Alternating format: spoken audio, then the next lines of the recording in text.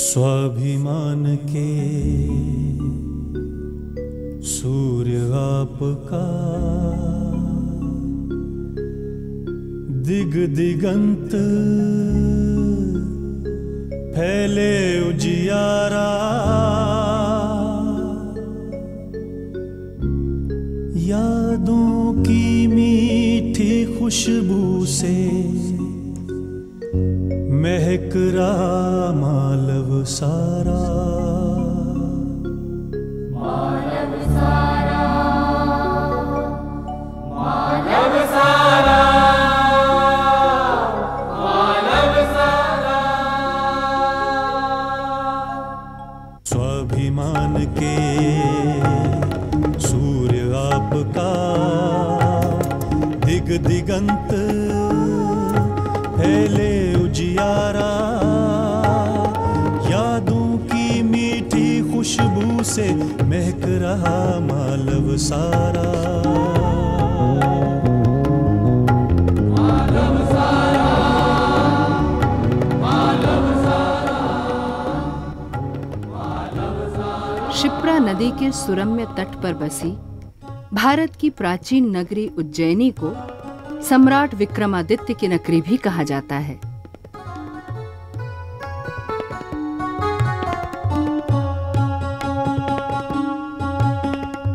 नवरत्नों की नगरी, कालिदास, वराह मिहिर और वर रुचि की नगरी।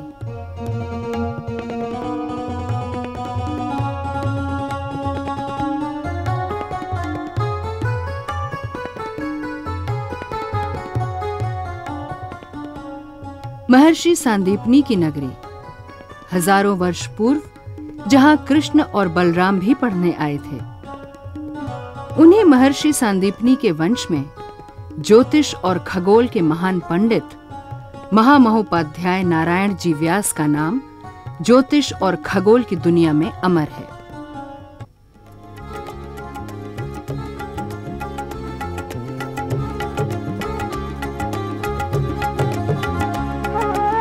कृपावंत वाणी कल्याणी, मुखरित सदा कर्म की वाणी। चंदन टीका भव्य भाल पर, सब मोहित मानव मराल पर। ज्योतिष के ज्योतिर्मय नभ ने, नर नारायण का ध्रुव तारा। स्वाभिमान के सूर्य आपका, दिग दिगंत फैले उजियारा। उज्जैनी को ज्योतिष की जन्मस्थली भी कहा जाता है। नारायण जी व्यास भारत के सबसे प्राचीन पंचांग के जनक थे। ज्योतिष की उस महान परंपरा को उनके तेजस्वी सुपुत्र पंडित सूर्य नारायण व्यास ने आगे बढ़ाया।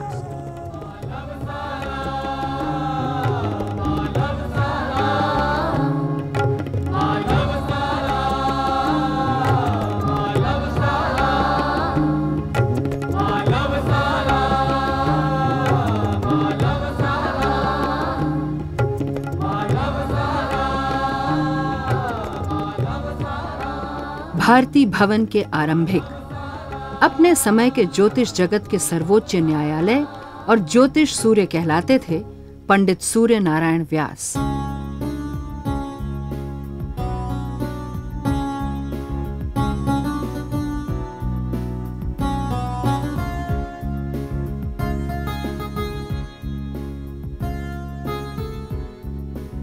अत्यंत युवावस्था में ही इस दार्शनिक भविष्य दृष्टा ने संसार को चौंका देने वाली असंख्य सच्ची भविष्यवाणियां की थीं, जिसमें विश्व युद्ध, भारत के भावी भूकंप, कश्मीर के दुर्भाग्य की कथा, देश की आजादी का मुहूर्त, भारत का पहला राष्ट्रपति कौन होगा आदि भविष्यवाणियां सत्य सिद्ध हुईं।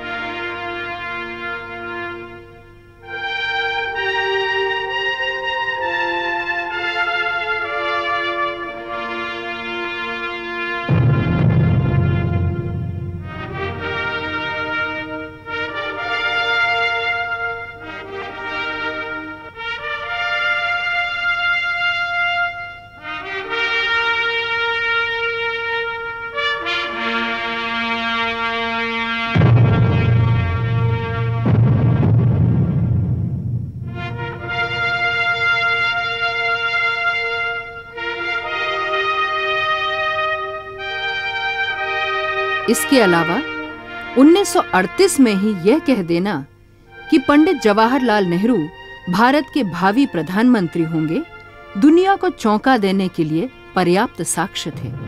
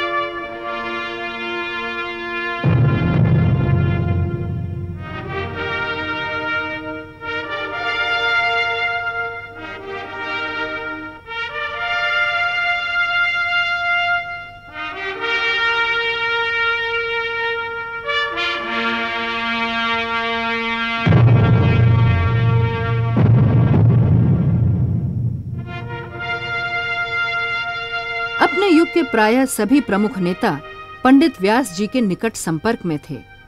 क्या महात्मा गांधी, क्या राजेंद्र बाबू और क्या पंडित नेहरू, सभी से उनकी अंतरंगता थी।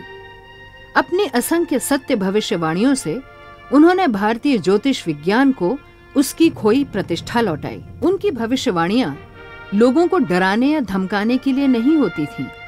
समय से पहले राष्ट्र को और संसार को समय समय पर वे चेतावनी देते थे, और यह चेतावनियां देश हित में होती थीं, क्योंकि वे सिर्फ ज्योतिषी ही तो नहीं थे। वे एक क्रांतिकारी, इतिहासकार, पत्रकार, साहित्यकार, व्यंग्यकार, एक दार्शनिक दृष्टा थे, और सबसे बढ़कर एक महान मनुष्य थे।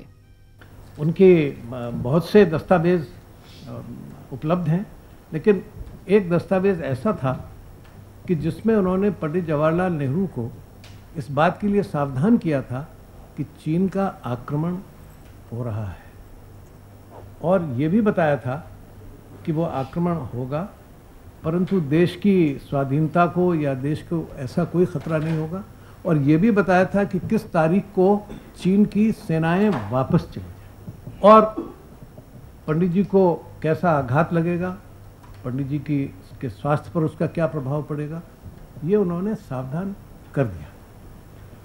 अब ये और वो तारीख बिल्कुल, मुझे जो सबसे उसमें अद्भुत बात लगी वो ये कि जिस तारीख को उन्होंने बताया था कि चीनी फौजें वापस होने लगेंगी, ठीक उसी तारीख को वो चीनी फौजें वापस हो गई। उनकी अनेक भविष्यवाणियां हैं, मैं उस पर चर्चा नहीं करना चाहता, सभी उनके भविष्यवाणियों से परिचित हैं, लेकिन ज्योतिष को उन्होंने एक विज्ञान के रूप में स्थापित किया। भारत के श्रेष्ठ ज्योतिषियों में आज भी एक मान्यता है कि यदि किसी ज्योतिषी के घर में पंडित सूर्यनारायण जी व्यास की तस्वीर नहीं है, फोटो उनका नहीं है, तो समझदार आदमी मानते ही नहीं है कि ये ज्योतिषी हो सकते हैं। उन्होंने ज्योतिष विज्ञान में जो कुछ काम किया वो अपने आप में एक इतिहास है, और ख़ास करके नई पीढ़ी के लिए भी प्रेरणा की बात है, क्योंकि वो विज्ञान की तरह उन्होंने उसको इस्तेमाल किया, उसको उन्होंने अंधविश्वास की तरह से कभी नहीं होने दिया। ख़ास करके भारत जैसे देश में जहाँ इतना पाखंड है, अंधविश्वास है, उसके खिलाफ एक लड़ाई लड़ी, और एक तरफ से ज्योतिष के बारे में उनका इतना ज्ञान होना, इसीलिए डॉक्टर राजेंद्र प्रसाद, पंडित जवाहरलाल नेहरू या देश के जो बड़े बड़े नेता रहे वो पंडित सूर्यनारायण व्यास के संपर्क में आए, उनसे सलाह लेते रहे। और एक जैसे डॉक्टर सलाह देता है, पंडित सूर्यनारायण व्यास की विशेषता यह थी कि वह बहुत ही बेबाक और सही सलाह दिया करते थे। भारतवर्ष में काल की गणना यहीं से हुआ करती थी। हमारे यहाँ जो यह कर्क रेखा गुजरती है 22.7 डिग्री से, तो जो ग्रीनविच का महत्व था वही महाकाल का महत्व था। और इसमें तनिक भी अतिशयोक्ति नहीं है। इसका सारा श्रेय सुनाम धन्य सूर्यनारायण जी व्यास को। कर्म करेंगे मगर आसक्ति नहीं रखेंगे। इस दृष्टिकोण से अगर ज्योतिष विज्ञान को देखा जाए तो मैं समझता हूं कि समाज के विकास में उसका उपयोग हो सकता है और ज्ञान और विज्ञान के क्षेत्र में उसका योगदान उपयोगी हो सकता है। जहां तक व्यास जी का प्रश्न है, ज्ञान और कर्म दोनों का अपूर्व समन्वय था। मालव बोली के उदयाचल, बिल्व पत्र संग थे तुलसी दल, अमृत बांटा पिया हलाहल, लेकिन लक्ष्य सभी का मंगल, राष्ट्रपति के पग से सुरभित, स्मृति का तुलसी चौबारा, स्वाभिमान के सूर्य आपका, दिग दिगंत फैले उजियारा,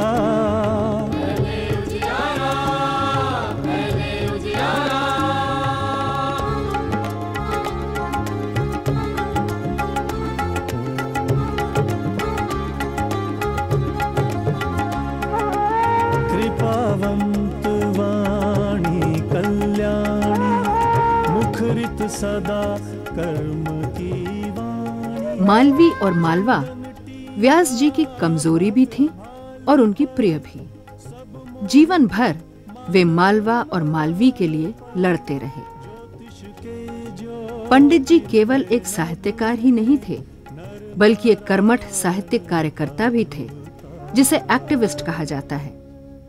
उन्होंने मालवा के लिए केवल लिखा ही नहीं, बल्कि जो कुछ लिखा उसे जिया भी। विक्रम पत्र के माध्यम से उन्होंने सोए हुए मालवा के पराक्रम को जगाया। विक्रमादित्य और उनका पत्र विक्रम, ये उनके संभवतः मुझे लगता है कि चेतना में इतने घुले मिले थे रचे। विक्रम की नगरी अवंतिका उनकी कमजोरियों में थी। उज्जैन के बारे में बात करते समय वो थोड़ा सा दर्प से एक दीप्त हो जाते थे। बिल्कुल ऐसा लगता था कि जैसे कोई बहुत बड़ा सम्राट अपनी राजधानी के बारे में बात कर रहा हो और उसके वैभव के बारे में। उज्जैनी के धार्मिक स्वरूप को बरकरार रखते हुए उसके सारस्वत स्वरूप को भी एक गहरी ऊंचाई दी। अतीत में जो उज्जैनी काव्यकारों की परीक्षा की स्थली मानी जाती थी, पुनः उस उज्जैनी को इस महापुरुष ने काव्यकारों की परीक्षा स्थली होने का गौरव प्रदान किया।